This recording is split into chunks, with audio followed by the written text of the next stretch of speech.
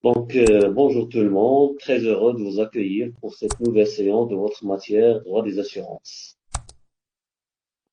Donc, nous sommes arrivés aujourd'hui à notre septième séance. Cette septième séance aura comme objet la prestation de l'assureur. Donc, rappelez-vous que nous sommes toujours sur les éléments du contrat d'assurance. Ces éléments, nous les avons identifiés comme d'abord l'objet du contrat qui est l'aléa, qui est le risque qu'encourt à la fois l'assuré et l'assureur.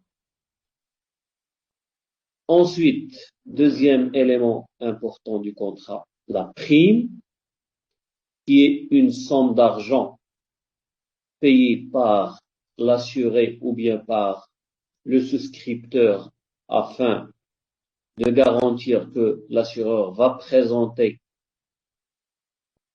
la garantie promise. Et aujourd'hui, on va étudier le troisième élément du contrat d'assurance, à savoir la prestation de l'assureur.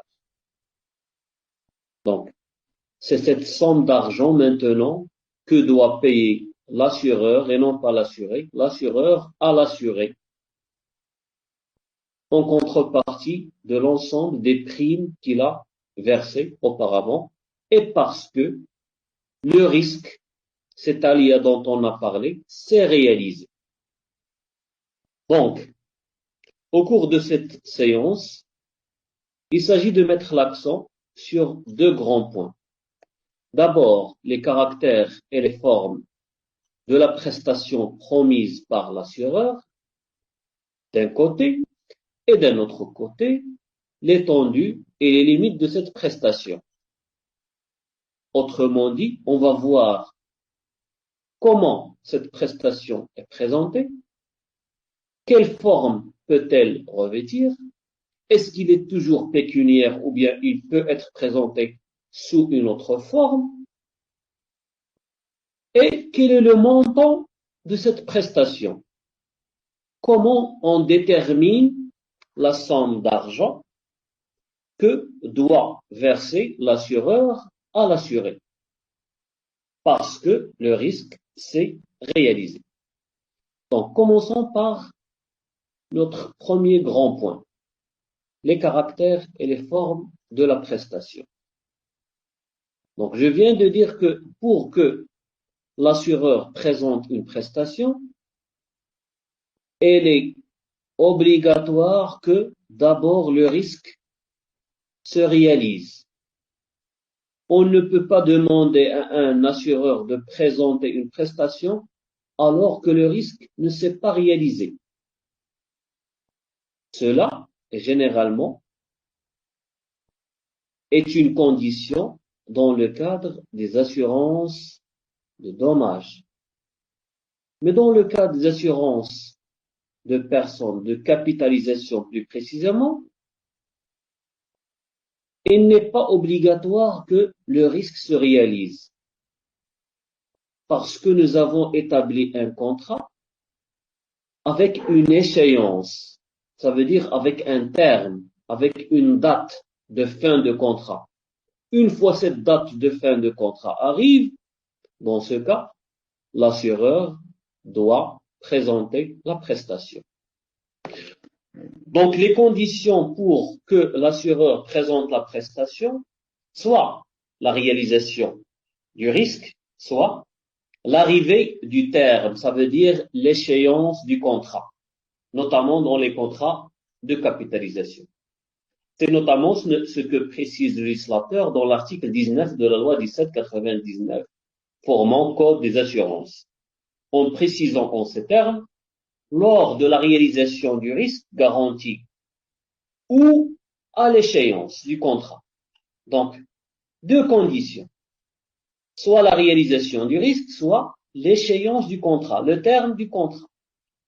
L'assureur est tenu de payer le délai convenu, dans le délai convenu, l'indemnité ou la somme déterminée d'après le contrat. Donc, le législateur précise soit l'indemnité, soit la somme déterminée. Ça veut dire que la prestation, déjà, le législateur présente ici, à travers cet article, les formes, les caractères de la prestation, les conditions pour présenter la prestation, et aussi les formes de cette prestation. Cette prestation peut revêtir soit un caractère indemnitaire, comme on va voir, et lorsque je dis indemnitaire, ça veut dire on essaye d'indemniser la personne pour le dommage qu'il a subi. On ne peut pas lui donner plus que le dommage qu'il a subi. Donc, c'est un principe qui est largement appliqué en matière des assurances. Soit cette prestation peut revêtir un caractère forfaitaire. C'est une somme déterminée d'après le contrat.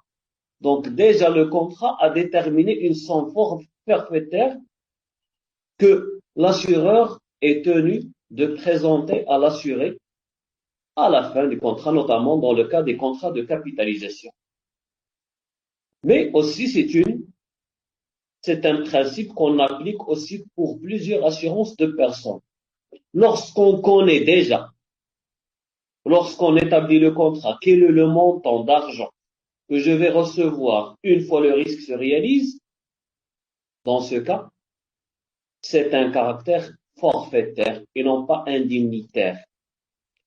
Je peux prendre deux exemples. Lorsque je conduis ma voiture ou bien lorsque j'utilise une machine et cette machine tombe en panne ou bien subit une détérioration complète ou bien partielle, l'assureur essaie d'indemniser la personne avec une somme d'argent correspondant au dommage que la voiture ou bien la machine a subi pour rendre ou bien pour mettre l'assuré dans la situation précédente avant l'arrivée du dommage. Alors que dans le cadre du caractère, lorsqu'on présente une somme déterminée à l'avance, c'est le cas des assurances de personnes en cas de vie. Par exemple, il y a des personnes qui présentent des primes aux assureurs pour, si jamais l'assuré meurt, sa famille va recevoir une somme forfaitaire égale à 400 000 dirhams. Ça veut dire 40 millions de centimes. Donc là, à n'importe quel moment où le risque se réalise, ça veut dire la mort va arriver, suite à un accident bien sûr, ou bien vous allez recevoir soit pour la mort, soit pour une invalidité totale. Vous allez recevoir cette somme d'argent. D'accord? Donc, la prestation de l'assureur, pour qu'il s'exécute, il faut que le risque se réalise ou bien que l'échéance arrive. Mais parfois, vous pouvez me dire, monsieur, il y a un certain nombre de cas où l'échéance n'est pas connue. Autrement dit, la réalisation du risque, parfois, est incertaine. Soit dans son principe, soit quant à sa date. Donc, dans ce cas, la prestation de l'assureur reste elle aussi incertaine, soit dans son principe, soit quant à sa date. Voilà pourquoi on ne peut pas enlever ce caractère aléatoire pour dire que on ne peut pas présenter une prestation pour un risque dont on connaît qu'il va certainement se réaliser, comme la mort. Cette question, nous l'avons développée la dernière fois. Voilà pourquoi un certain nombre de personnes peuvent se poser la question suivante. Si la prestation de l'assureur est subordonnée à la réalisation du risque, qu'en est-il de l'assurance vie où le risque de mort est certain? Rappelez-vous que nous avons dit la dernière fois que la grande majorité de la doctrine précise que même si tout le monde trouvera la mort, c'est une fatalité, on ne sait pas à quelle date précise la personne va mourir. Et c'est là où réside le caractère aléatoire. Donc le caractère aléatoire qui est l'objet même du contrat, qui va amener à conclure un contrat d'assurance, réside dans la date du survenance de l'événement. On ne sait pas à quel moment va survenir la mort de la personne. Voilà pourquoi on dit, même si on connaît que la personne va mourir dans 20, 30, 100, 200 ans, on ne sait pas à quel moment il va mourir. Donc l'assureur prend le risque d'assurer une personne qui peut mourir demain, après-demain, dans 20 ans, dans 22 ans. Donc si la mort ne survient pas dans peu de temps, l'assureur serait gagnant. Donc, il s'est aventuré dans un contrat pour lequel il ne sait pas à quel moment cette personne va arrêter de verser des primes et c'est lui qui va indemniser. D'accord? Donc, la date, elle aussi est considérée comme une date incertaine pour laquelle on peut établir un contrat d'assurance. Maintenant, l'objet de cette prestation. Lorsque je dis l'objet de la prestation, ça veut dire la nature de la prestation, la nature de la garantie que l'assureur se propose de remplir. Ça veut dire cette obligation qui est à la charge de l'assureur pour présenter la contrepartie des primes que l'assuré a versées. Donc cet objet doit dans tous les cas être précisé dans le contrat. On doit préciser quelle est la garantie que je vous dois en tant qu'assureur. On doit se mettre d'accord dans le contrat. Donc ici, on distingue entre trois types d'objets de la prestation, ça veut dire de garantie que l'assureur se propose à remplir. Pour les assurances dommages, l'assureur se propose de garantir les pertes matérielles ou bien immatérielles. C'est une assurance dommage. Si vous perdez quelque chose, soit que cette chose soit matérielle, comme une machine, ou bien une perte immatérielle, vous perdez votre fonds de commerce. Dans ce cas, vous êtes indemnisé. Indemnisé en se basant sur le caractère indemnitaire. Ça veut dire on essaie de compenser les pertes que vous avez subies. Alors que dans les assurances de responsabilité, la garantie de l'assureur correspond ou bien est en relation avec la nature de l'activité susceptible d'engager la responsabilité de l'assuré. Ça veut dire, l'objet de la prestation consiste en quoi? Qu'est-ce qu'il garantit? Il garantit l'assuré pour sa responsabilité civile et non pas pénale. On ne peut jamais garantir une responsabilité pénale. La responsabilité pénale, comme vous l'avez vu avec M. Bocquet, c'est une responsabilité de la personne. Personne ne peut prendre votre place pour que vous soyez puni à sa place. Non. Mais la spécificité de l'assurance, c'est que l'assureur peut prendre votre place pour indemniser la personne à qui vous avez commis, pour laquelle vous avez commis une faute. Donc, c'est là la spécificité de la responsabilité civile. Donc, on garantit la responsabilité civile. J'ai une usine, un certain nombre de personnes travaillent avec moi, d'ouvriers. Ces ouvriers encourent des risques. Ils peuvent, à n'importe quel moment, subir des dommages corporels pour lesquels je suis responsable civilement. Je peux être aussi responsable pénalement si je n'ai pas respecté un certain nombre de règles que m'impose le législateur. Dans ce cas, je serai poursuivi pénalement et civilement. Donc, pour la responsabilité civile, l'assurance peut indemniser à votre place. Pour la responsabilité pénale, non. Troisième type de prestation ou bien d'objet de prestation pour les assurances de personnes, cela dépend de la nature de la garantie en matière d'intégrité physique au personnel.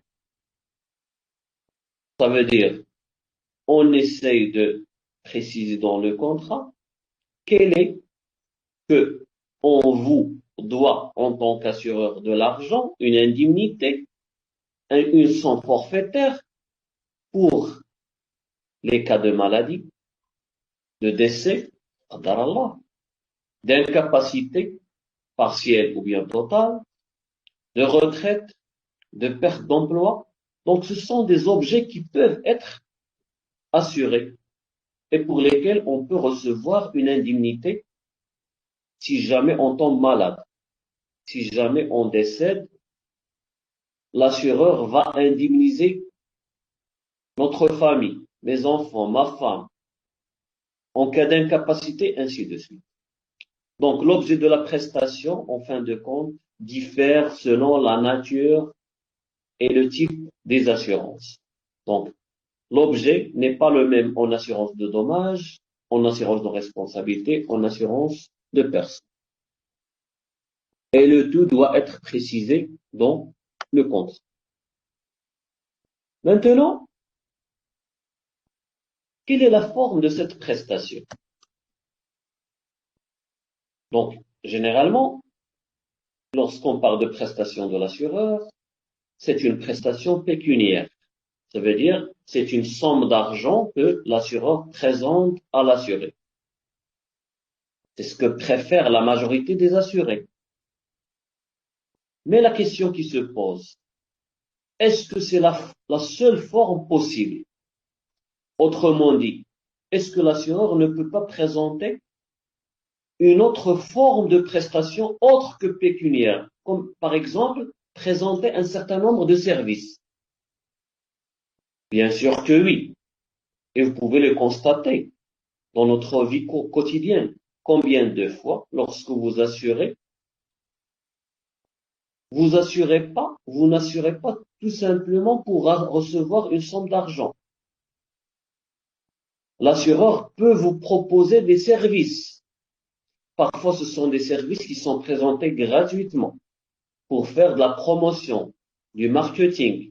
Et parfois, c'est l'assuré qui demande que des services soient ajoutés au contrat de base, qui, par exemple, dans le contrat d'assurance responsabilité civile pour les voitures, dépannage, hôtel, voiture de remplacement, ainsi de suite. Donc là, on n'obtient pas une somme d'argent. Lorsque je demande à mon assureur si jamais je tombe en panne, donc vous allez me présenter des nuitées d'hôtel. Vous allez me présenter une voiture de remplacement. Si je tombe malade, vous pouvez m'envoyer une ambulance médicalisée pour m'emporter de ma maison jusqu'à l'hôpital. Donc là, ce sont des services. Voilà pourquoi je dis que la forme de prestation, même si est généralement, dans la plupart des cas, elle est pécuniaire, rien ne peut empêcher les deux parties au contrat de prévoir dans leur contrat, puisque nous avons dit que c'est un contrat consensuel, donc d'ajouter un certain nombre de services et que la prestation peut revêtir une forme pécuniaire, une forme de présentation de services. J'ai dit? Monsieur, Vous avez une parfois, question? oui. Monsieur, parfois l'assureur propose de présenter une réparation, pas une réparation, mais c'est lui qui s'occupe de la réparation de la voiture elle-même. au lieu de présenter une indemnisation pécuniaire. Mais là, ce n'est pas vraiment un service. C'est lui, donc il demande un devis. Il demande parfois que la voiture soit réparée chez quelqu'un. Donc, en fin de compte, il va présenter une somme d'argent pour celui qui va réparer la voiture.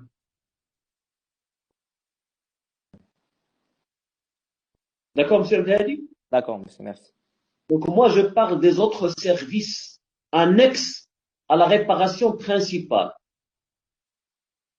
Donc, si vous avez subi un accident de route, donc, certes, il va vous indemniser pour la perte que vous avez subie, mais aussi, il va vous présenter un service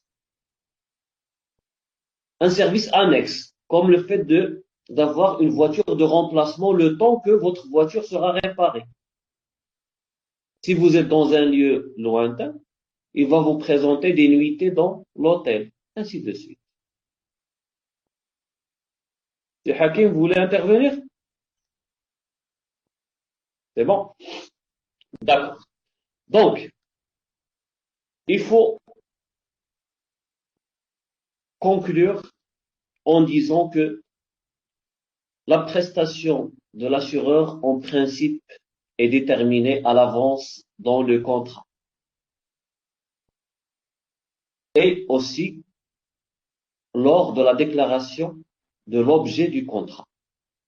Nous avons dit que cet objet peut différer selon la nature de l'assurance. L'objet n'est pas le même en assurance dommage, n'est pas le même en assurance de personne, n'est pas le même en assurance de responsabilité.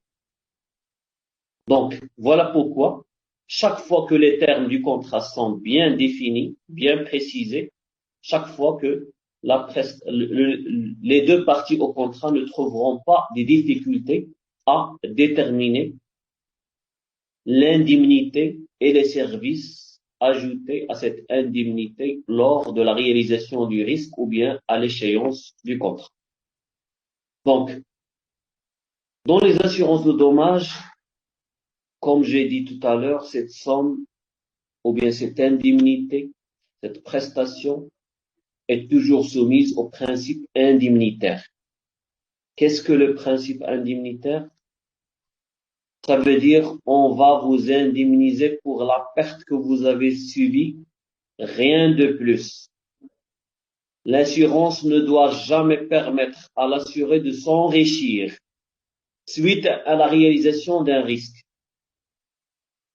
D'accord? Donc on ne peut jamais s'enrichir ou bien demander plus que les pertes subies. Dans les assurances de responsabilité, ce montant correspond à ce que l'assuré doit verser aux tierces lésées en réparation de sa responsabilité civile.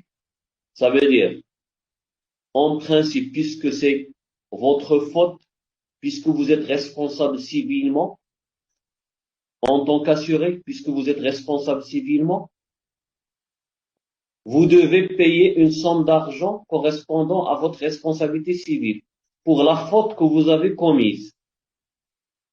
Dans ce cas, pour protéger la victime et les droits de la victime, le législateur intervient pour indemniser à la place de l'assuré parce que l'assuré a pris au préalable, s'est montré vigilant et a proposé à l'assureur qu'il prenne sa place si jamais le risque se réalise. Donc, dans ce cas, c'est l'assureur qui va prendre sa place pour indemniser pour sa responsabilité civile. Dans les assurances de personnes, nous avons dit que les assurances de personnes présentent toujours une spécificité, étant donné que parfois, même si le risque est certain, on n'est pas certain à quelle date il va se réaliser. Donc, on va attendre que le décès se réalise, ou bien la naissance se réalise, ou bien l'invalidité se réalise pour indemnisé avec une somme forfaitaire. Dans ce cas, ce n'est pas une indemnité, parce que lorsqu'on décède, rien, toutes les sommes d'argent du monde ne peuvent remplacer une vie d'un être humain. Voilà pourquoi on ne peut jamais dire que c'est une indemnité. Il repose sur le principe indemnitaire. Mais c'est une somme forfaitaire par laquelle on essaye de présenter soi-disant, de présenter des condoléances à la partie qui a perdu une vie humaine. Donc, en cas de naissance, c'est une somme forfaitaire. Donc, rappelez-vous, par exemple, pour la famille de l'éducation, des gens de l'éducation. Donc, ils reçoivent une somme d'argent correspondant à 1000 dirhams de la part d'une compagnie d'assurance après la naissance. Si jamais cette naissance est venue après une intervention chirurgicale, vous recevez une somme d'argent de 2000 dirhams. Oui, oui, j'ajoute sur vos dires à propos de la prime de naissance octroyée aux adhérents de la Fondation Mohamed VI au titre de la maladie complémentaire. C'est 1000 dirhams en cas de naissance normale, et un plafond de 2000 dirhams, un plafond. Si vous avez déboursé seulement 1000, on vous rembourse 1500, un plafond de dirhams. J'avais une question à propos de l'assurance responsabilité civile automobile. Est-ce qu'on peut dire qu'il y a application du principe indemnitaire et le principe de remboursement selon la responsabilité civile, parce qu'elles ont les deux principes. Est-ce qu'on peut dire qu'en assurance responsabilité civile, on peut appliquer les trois principes, même forfaitaire, parce qu'il y a des garanties annexes qui peuvent être souscrites? C'est ma question. D'accord. Donc, nous avons dit que c'est un contrat. L'assurance, c'est un contrat. Les parties doivent se mettre d'accord sur l'objet et les termes de ce contrat. Dans la plupart des cas, M. Jafaro, vous avez une autre question? Non? Donc, j'ai dit que tout doit être établi dans la police d'assurance, dans le contrat d'assurance. Certaines personnes préfèrent n'être assurées que pour leur responsabilité civile. Si jamais le risque se réalise, ça veut dire lorsque la faute provient de l'assuré, l'assureur va indemniser la partie qui est lésée. Mais l'assuré, lui, ne va rien recevoir pour compenser le dommage qu'il a subi, étant donné qu'il était fautif. Si l'autre personne avec laquelle il a fait un accident était fautif lui aussi, donc c'est l'autre assureur qui peut indemniser l'assuré, qui est vous par exemple, M. Hakim, puisque elle est responsable civilement. Voilà pourquoi un certain nombre de personnes, d'assurés, préfèrent ajouter d'autres garanties. Au lieu d'être assurés juste pour responsabilité civile, ils garantissent, par exemple, ils ajoutent ce qu'on appelle la tierce collision. Ou bien lorsqu'ils préfèrent tout le pack. Ça veut dire une assurance tout risque. Dans ce cas, même s'il est fautif, même si je suis fautif, l'assureur va m'indemniser. Il va indemniser l'autre personne à qui j'ai causé des dommages. Il va m'indemniser moi aussi. Dans le cas contraire, ce n'est pas le cas. Parce que la loi, la loi oblige tous les conducteurs et les propriétaires de voitures d'avoir une responsabilité civile. Pourquoi? Pour garantir les droits des victimes. Si jamais ils sont endommagés, ils vont recevoir une indemnité de la part de votre assureur. Mais si vous voulez vous aussi être indemnisé, si jamais vous êtes fautif, il faut souscrire une assurance de plus. C'est bon, Hakim? Compris? Oui, Parfait. oui. Merci. Donc, j'ai dit que les assurances de personnes présentent des spécificités. Dans la plupart des cas, donc l'assureur présente des sommes forfaitaires suite à la réalisation de l'événement pour lequel il sera tenu de présenter la prestation. Soit, dans d'autres cas, il va présenter des primes capitalisées, notamment dans le cas des assurances vie. Dans les assurances vie, donc je présente une assurance, donc, et l'assureur va capitaliser les sommes d'argent que j'ai versées. Je ne vais pas verser tout le temps. Donc, je vais verser jusqu'à ma retraite. Une fois je serai retraité, il va me donner une prime. Soit il va me faire des rentes, une rente viagère. Tout dépend du contrat. Soit il va commencer une fois je vais atteindre l'âge de 60 ans ou bien 65 ans, qui est l'âge de la retraite. Soit il va me présenter la somme que j'ai capitalisée pendant toutes ces années. Soit il va me présenter des rentes. Des rentes, ça veut dire un salaire fixe à la fin de chaque mois jusqu'à ce que je trouve la mort. Soit encore, en cas d'assurance maladie, donc on essaie de rembourser une partie des frais qui sont engagés pour se soigner. Donc voilà, c'est tout ce qui concerne ce premier point qui concerne les caractères et les formes de la prestation. Passons maintenant à notre deuxième point qui concerne la détermination de la prestation. Comment cette prestation est déterminée? Ça veut dire le montant de cette prestation et les limites de la prestation. Donc, étendue et limite de la prestation. Il faut noter dès le début que cette prestation de l'assureur n'est pas absolue. Ça veut dire, elle n'est pas tenue dans tous les cas, chaque fois qu'un risque se réalise, de présenter une somme d'argent. L'assuré doit respecter un certain nombre de règles, d'obligations s'il veut être indemnisé.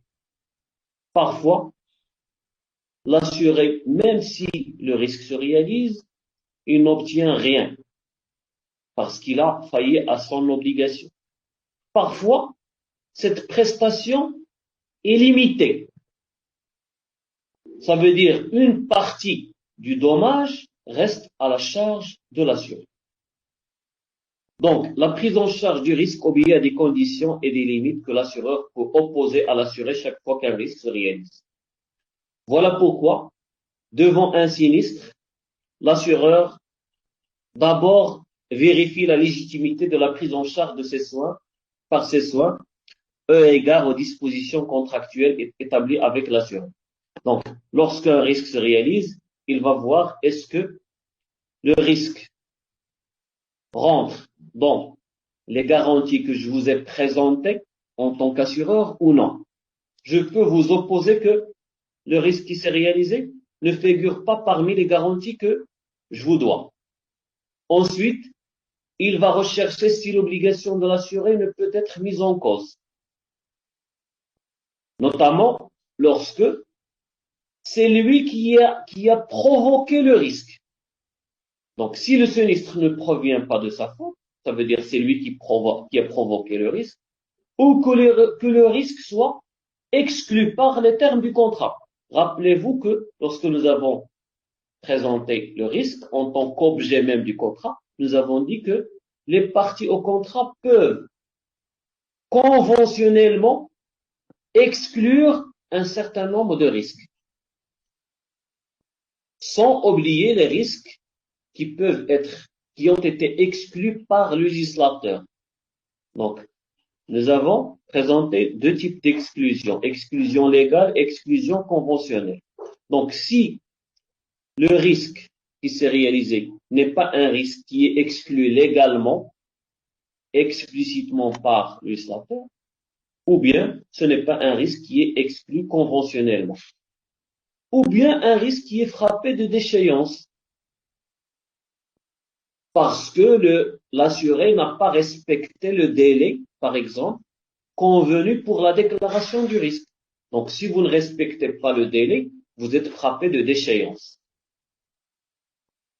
Donc, je peux présenter l'exemple ici de incendie n'est pas chaleur. Si j'ai souscrit une assurance incendie pour ma maison, d'accord? Et suite à un système de chauffage, donc les murs se sont abîmés un petit peu, à un moment, la maison commence à s'effondrer. Je ne peux pas demander à mon assureur de m'indemniser parce que le risque qui s'est réalisé avait comme cause la chaleur. L'assureur va vous dire non, vous êtes garanti pour l'incendie et non pas pour la chaleur, pour les effets de la chaleur. Est-ce clair? Donc c'est une garantie qui est exclue de notre contrat. Je ne vous dois pas de l'argent, une indemnité, parce que je vous ai dit que si jamais la chaleur augmente, soit naturellement par la météo ou bien suite à votre agissement, je ne vous dois rien. Je vous dois une indemnité si jamais un feu se déclenche dans la maison. Dans ce cas, vous pouvez me demander l'indemnité, la prestation. Hormis ce cas d'incendie, je ne vous dois rien. Est-ce clair? Donc, enfin, déterminer le montant exact de l'indemnité et du capital qu'il doit verser. Donc, dans ce cas, si vraiment le risque est légitime et le risque figure parmi les garanties que nous avons établies dans le contrat, dans ce cas, on peut déterminer le montant de l'indemnité. Et ce montant n'est pas toujours la somme d'argent correspondant au dommage que vous avez subi. Parfois, elle est diminuée par deux grandes clauses que sont le découvert et la franchise qu'on va voir par la suite. Donc, comment on détermine alors la prestation, l'indemnité que doit l'assureur si la garantie figure, elle est légitime, elle figure parmi les clauses du contrat. Donc, on distingue ici entre les assurances vie et les assurances dommages et responsabilités. Donc, pour les assurances vie, généralement, elle est facile à calculer parce que le montant, nous avons dit qu'il s'agit d'un montant forfaitaire qui est précisé par les deux parties au contrat le jour de la signature du contrat. Donc, elle est préétablie, elle est déjà calculée, on sait très bien quelle somme d'argent on va recevoir. Dans les assurances de dommages et de responsabilité, c'est là où il y a le problème. Parce que le calcul, dans ce cas, correspond au montant du dommage. Donc, il faut d'abord connaître le montant du dommage subi pour pouvoir fixer par la suite l'indemnité correspondante. Et cela peut prendre parfois plusieurs étapes et une longue période. Et parfois, ce sont des démarches très complexes qui sont accomplies pour pouvoir déterminer le montant exact du dommage subi par l'assuré. Voilà pourquoi, généralement, on recourt à l'expertise, à des experts pour pouvoir déterminer le montant du dommage subi. Le cas le plus fréquent qui est le plus proche de notre réalité, c'est le cas des voitures. Lorsque vous subissez un accident et vous demandez une indemnité, Donc, on est dans ce cas dans l'assurance dommage. Donc, votre assureur vous renvoie, vous fait diriger vers un expert avec lequel il a établi un contrat. Donc, il vous envoie cet expert. Cet expert évalue le montant du dommage. Donc, si vous êtes satisfait, c'est bon. Si vous n'êtes pas satisfait, vous pouvez vous diriger à la justice. Donc, dans le cadre des assurances responsabilité, donc, lorsque une personne a subi un dommage corporel, il va se diriger vers un médecin. Ce médecin va évaluer l'incapacité qu'il a subie. Donc, et suite à cette incapacité de 20 jours, 30 jours, 40 jours, 3 mois, ainsi de suite, le degré d'invalidité qu'il a subi, et on se base sur ce degré d'invalidité pour déterminer le montant de la somme de la prestation que doit l'assureur en correspondant à la perte que vous avez subie ou bien au dommage que vous avez subi.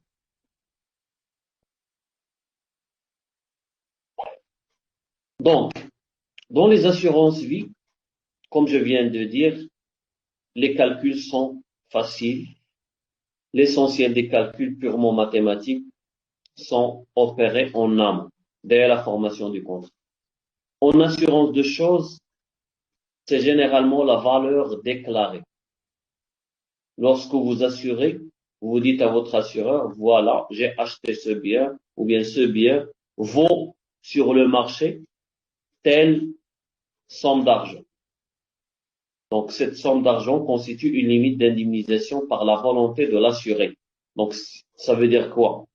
Que si le bien pour lequel vous demandez une assurance normalement vaut sur le marché 100 000 dirhams et vous avez déclaré 40 000 dirhams, ça veut dire que vous n'allez recevoir d'indemnité que pour ces 40 000 dirhams. D'accord? Mais si vous avez déclaré plus, l'assureur peut recourir à l'expertise pour n'indemniser que la valeur de la chose correspondant à son prix actuel et non pas à son prix déclaré.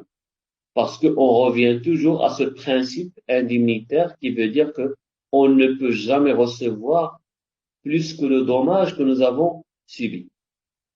L'assurance ne doit jamais permettre à l'assuré de s'enrichir. Troisième cas, dans les assurances de responsabilité, généralement, il n'existe pas une limite.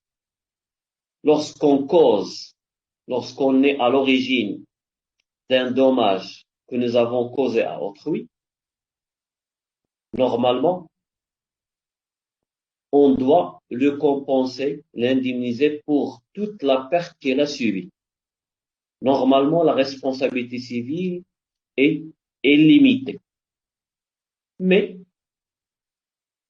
les assureurs peuvent limiter cette responsabilité à une somme déterminée, alors que le reste va être supporté par l'assuré. Donc, puisque la responsabilité civile est limitée, moi, en tant qu'assureur, je vous dis que si jamais le risque se réalise et vous étiez la cause, je vais indemniser la tierce personne, ça veut dire la victime, avec un plafond de 100 000 dirhams. Au-delà de 100 000 dirhams, c'est vous qui va ajouter la somme correspondant à ce surplus. Est-ce clair? Mais il y a d'autres assureurs qui acceptent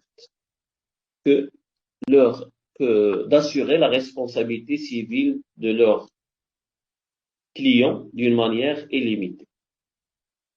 Donc, j'ai dit qu'il y a des limites conventionnelles que l'assureur peut introduire dans le contrat. Ça veut dire qu'une partie de la somme que doit l'assureur,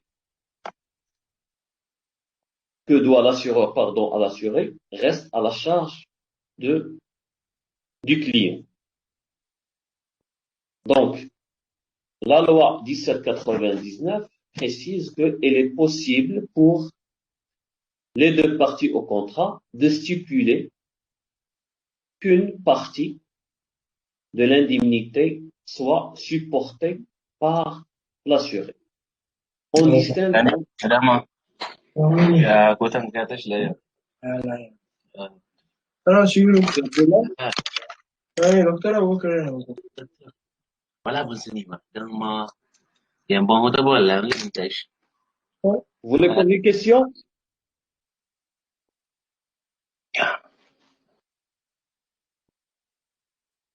Parfait.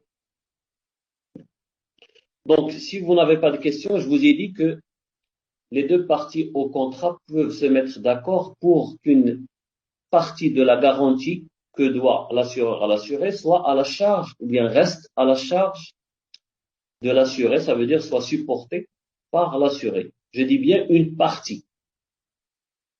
Donc, c'est ce qu'on appelle d'abord le découvert obligatoire ou bien la franchise. Donc, qu'est-ce que le découvert obligatoire? Il s'agit d'une clause qui doit normalement pousser l'assuré à prendre ses précautions pour que le risque ne se réalise pas en l'obligeant à conserver à sa charge une part du dommage fixé soit par une fraction du sinistre, soit par une somme déterminée à l'avance. Donc, c'est une clause que généralement les assureurs introduisent dans le contrat pour inciter, pour encourager les assurés à prendre leurs précautions. Toutes les précautions possibles pour que le risque ne se réalise pas. Il aide l'assuré, l'assuré aide l'assureur en prenant plusieurs précautions possibles. Parce que si le risque se réalise, tous les deux, on ne sera perdant.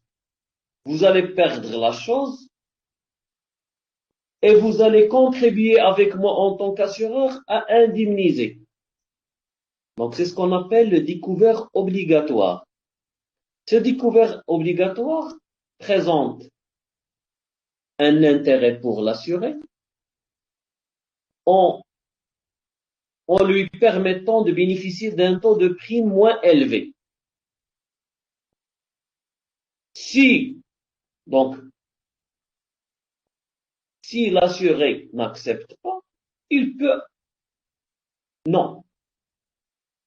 Donc, c'est généralement une somme, il ne peut pas acheter ce découvert obligatoire. Et là, c'est la grande différence qui existe entre le découvert obligatoire et la franchise, qui peut être, elle, achetée. D'accord? Donc, le découvert, voilà pourquoi elle est appelée obligatoire. C'est un découvert obligatoire. Ça veut dire, c'est une partie du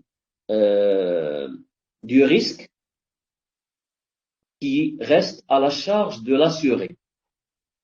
En contrepartie, l'assuré bénéficie d'une prime moins élevée.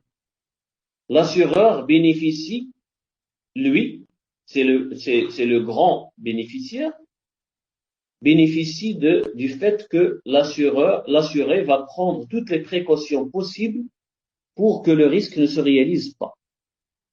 À côté de cette clause, l'assureur ajoute généralement une autre clause qui est la franchise. Qu'est-ce que la franchise? C'est une somme d'argent qui, dans le règlement du sinistre, reste toujours à la charge de l'assureur. Donc, si vous prenez votre assurance automobile, si vous avez des automobiles ou bien celle de vos proches, vous allez découvrir qu'il est marqué, la plupart des cas, une franchise de 5%, de 10%. Ça veut dire si le dommage que vous avez subi correspond à 5000 dirhams, 5% de ces 5000 dirhams vont être à votre charge et moi je vais supporter en tant qu'assureur le reste. Donc c'est une portion de l'indemnité d'assurance que doit supporter l'assuré en cas de réalisation du sinistre. Donc je vous ai dit que il ne faut pas confondre entre franchise et découvert obligatoire. La différence entre les deux, c'est que le découvert obligatoire ne peut être racheté, alors que la franchise peut être rachetée. Au lieu de supporter ces 5%, vous allez proposer à l'assureur de racheter de payer une prime de plus, un montant plus que le montant de la prime qu'il vous demande, et vous lui dites, si jamais le risque se réalise, vous allez m'indemniser la totalité. Donc, l'assuré n'est indemnisé dans ce cas que si le montant du sinistre dont il est victime dépasse la somme d'argent correspondant à cette franchise, forfaitaire ou non, fixée dans le contrat. Donc, le montant de la franchise est déduit de l'indemnité accordée. Il y a parfois une franchise qui est absolue, qu'on appelle franchise absolue, qui correspond à un montant déduit de l'indemnité, quelle que soit l'importance du sinistre. Ça veut dire que le sinistre dépasse 1000 dirhams, ou bien 2000 dirhams, ou bien ne dépasse pas ce montant-là, vous allez toujours présenter un minimum de 500 dirhams. Voilà pourquoi j'ai constaté que plusieurs fois, certaines personnes subissent des dommages, ils veulent pas le déclarer à l'assureur parce qu'ils savent que ils vont payer plus ce qu'ils vont recevoir. Voilà pourquoi ils s'abstiennent de ne pas déclarer.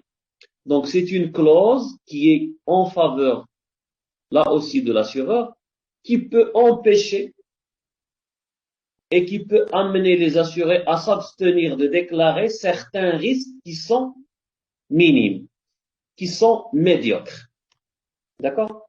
Mais lorsque le montant du dommage est important, vous allez payer soit une somme forfaitaire, soit vous allez payer un pourcentage déterminé.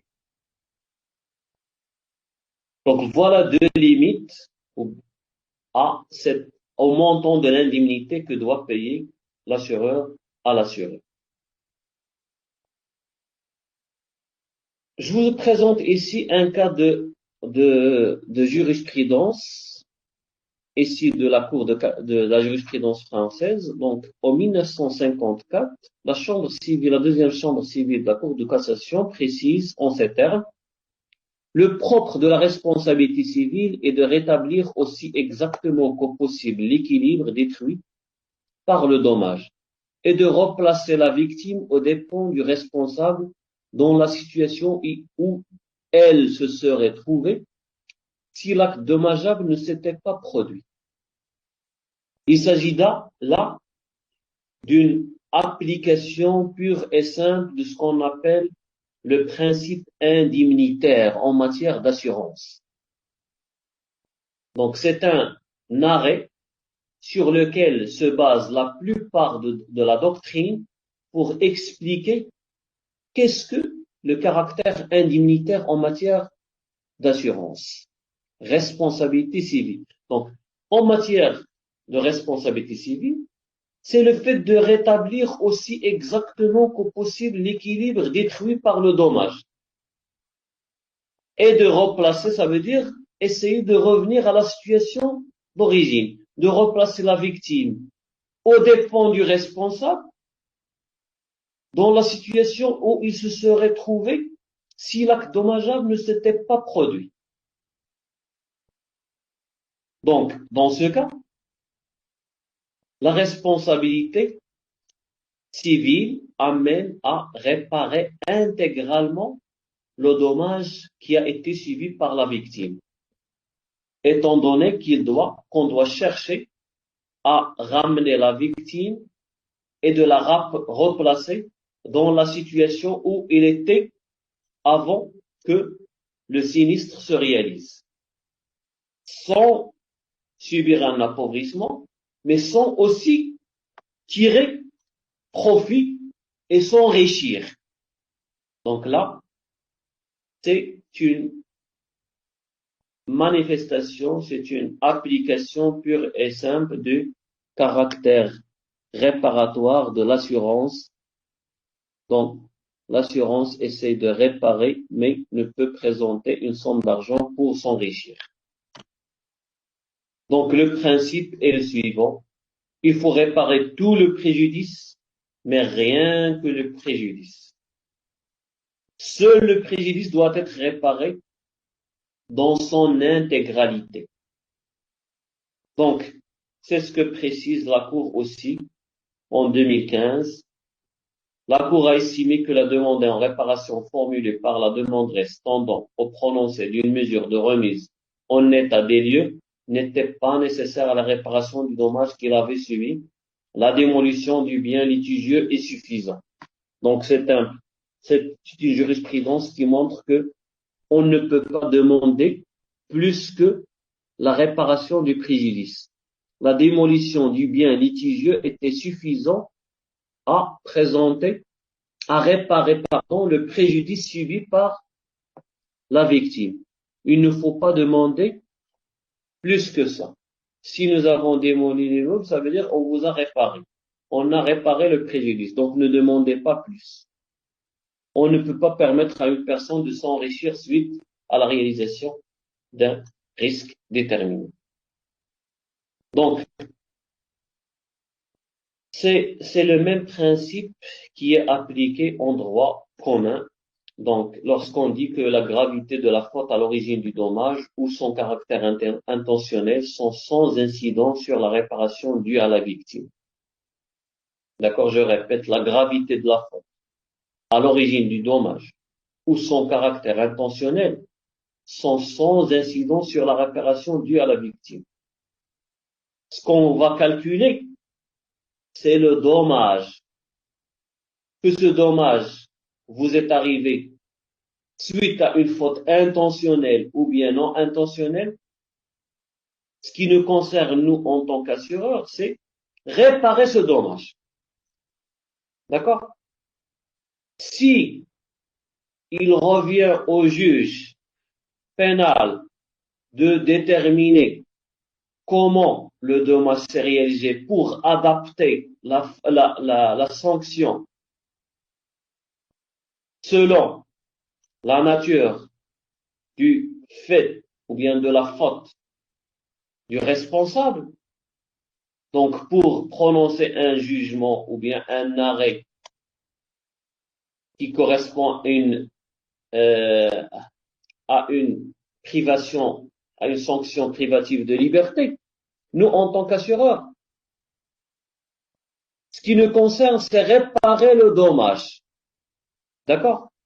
C'est réparer, c'est indemniser la victime selon le dommage qu'il a subi. Donc, l'indemnité réparatrice ne devant être calculée qu'en fonction de la valeur du dommage subi. C'est ainsi que la Cour de cassation française, en 1964, a précisé en ces termes l'indemnité nécessaire pour compenser le dommage subi doit être calculée en fonction de la valeur du dommage, sans que la gravité de la faute puisse avoir aucune influence sur le montant de la dite indemnité. Ça veut dire, ne me dites pas d'augmenter l'indemnité parce que la personne qui a causé le dommage a fait cela intentionnellement, volontairement, il a voulu faire cela et cela et cela. Pour moi, je répare ce qui a été causé comme dommage. Ni plus, ni moins. Est-ce clair? Donc, c'est ce que vous devez comprendre dans ce cadre. Il faut rappeler ici qu'en droit français, la victime n'a aucune obligation de minimiser son dommage dans l'intérêt du responsable. Donc, vous n'avez pas, en tant que victime, de dire « je n'ai rien subi » pour que le responsable ne soit pas poursuivi. Au contraire de ce qui est prévu dans le droit anglais depuis la fin du XIXe siècle. Ce qu'on appelle le duty to mitigate damage ou devoir de limiter les dommages. En droit anglais, il est possible de limiter le dommage en faveur du responsable, alors qu'en droit français, et nous, vous savez que notre code des assurances est issu de la législation française. On trouve parfois même des articles copiés-collés.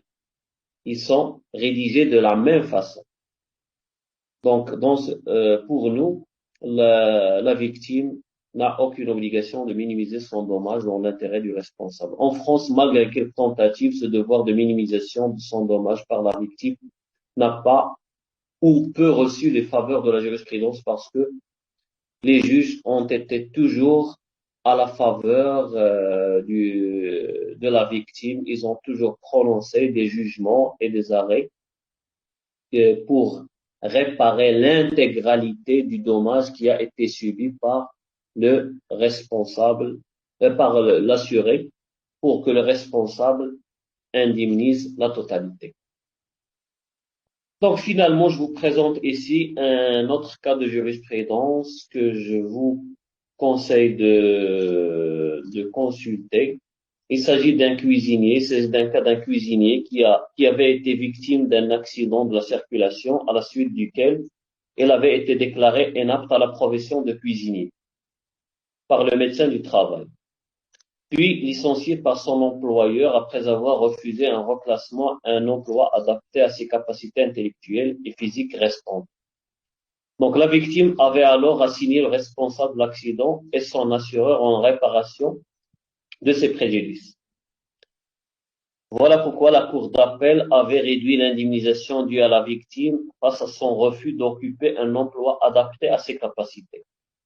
Donc, son employeur lui a lui a proposé un autre travail au lieu de cuisiner, de prendre le couteau et donc lui a proposé un autre travail, mais la Cour a considéré que c'est une sanction.